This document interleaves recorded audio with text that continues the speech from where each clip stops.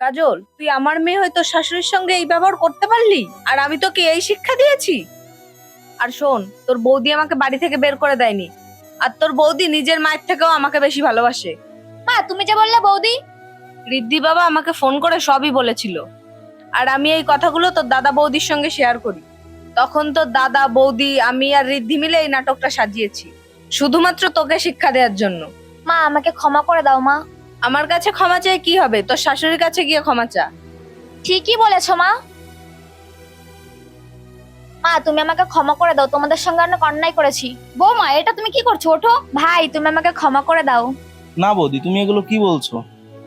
শোন কাজল, বিয়ের আগে আমি তোর মা ছিলাম, আর বিয়ের পর এই দিদিই তোর মা। আর শোন, বিয়ের পর প্রতিটা মেয়েরই শাশুড়িকে মায়ের মতো ভালোবাসতে হয়। মা, তুমি ঠিকই বলেছো। মা, আজ থেকে তুমিই আমার মা।